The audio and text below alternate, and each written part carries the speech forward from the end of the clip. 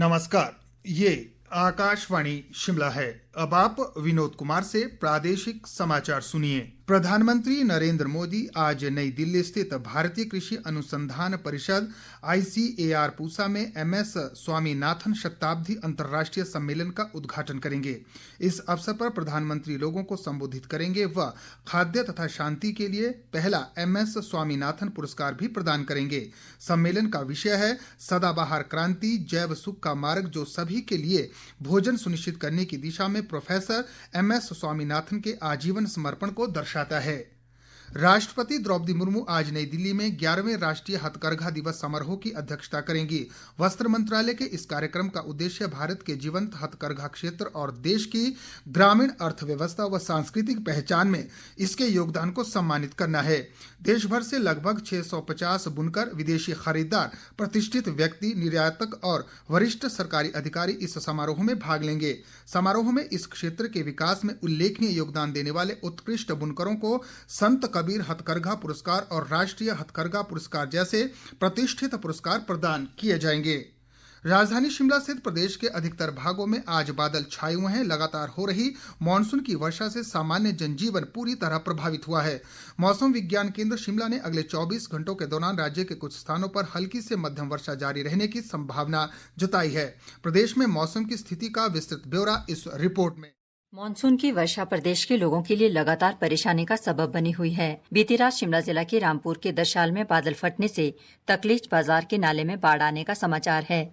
हालांकि इस घटना में कोई जानी नुकसान नहीं हुआ है, लेकिन एहतियातन आसपास के घरों को खाली करवा दिया गया है। मानसून की वर्षा से सर्वाधिक मंडी जिला में जनजीवन पूरी तरह से प्रभावित है। वर्षा जनित घटनाओं में जिले में अब तक 42 लोगों की मौत हो चुकी है, जबकि 27 लोग अभी भी लापता हैं। वहीं प्रदेश भर में ये आंकड़ा 199 तक पहुंच गया है, जबकि 36 लोग लापता हैं। लगातार हो रही वर्षा से प्रदेश के पर्यटन को भी खासी मार पड़ी है और निगम के होटलों में विशेष छूट के बाद भी सैलानियों की आमद बहुत कम है। आकाशवाणी समाचार के लिए समाचार कक्ष से मैं पुष्पा ठाकुर। भाजपा के प्रदेश अध्यक्ष राजीव बिंदल ने कहा है कि आपदा के इस दौर में प्रदेश सरकार दया और सेवा भाव से विपरीत अमानवीय कृत्य करने पर उतारू हो गई है। मंडी में एक पत्रकार वार्ता को संबोधित करते हुए उन्होंने कहा कि जिला में आई आपदा पर सरकार की पहली प्राथमिकता राहत पहुंचाने की होनी चाहिए थी, लेकिन सरकार ने आपदा प्रभावितों पर राहत के बजाय थाने के चक्कर लगवाने का निंदनीय कार्य किया है, जिसकी भाजपा कड़े शब्दों में निंदा करती है। हिमाचल प्रदेश की वर्तमान सरकार जो श्री सुखविंदर सिंह सुक्खू जी के नेतृत्व में चल रही है, वो दया के भाव के विपरीत अमानवीय कृत्य के ऊपर उतारू है। जहां राहत का सवाल था, राहत देने की बजाय 60 से अधिक लोगों के ऊपर 3 प्रकार के मुकदमे दर्ज, और भारतीय जनता पार्टी इसकी कड़े शब्दों में निंदा करती है।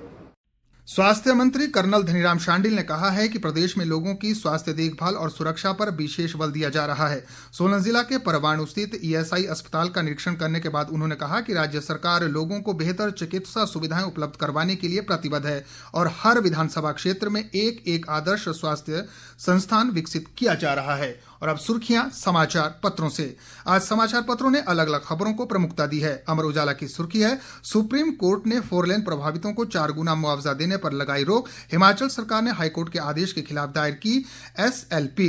हिमाचल दस्तक की खबर है, CM सुक्खू ने अध्यक्ष पद के लिए हाईकमान को दी अपनी सहमति। डीओ नोट भेजकर कहा किसी मंत्री या अनुसूचित वर्ग के नेता को बनाया जाए कांग्रेस अध्यक्ष। मौसम पर पंजाब केसरी की सुर्खी है, हिमाचल में मानसून का कहर, 7 की मौत। कुल्लू के निरमंड में मलबे में दबी गाड़ियां, जबकि आपका फैसला के मुताबिक हिमाचल में बारिश से कई जगह तबाही। इसी के साथ प्रादेशिक समाचार का बुलेटिन समाप्त हुआ। हमारा अगला बुलेटिन आप सुन सकते हैं सुबह 11 बजे। नमस्कार।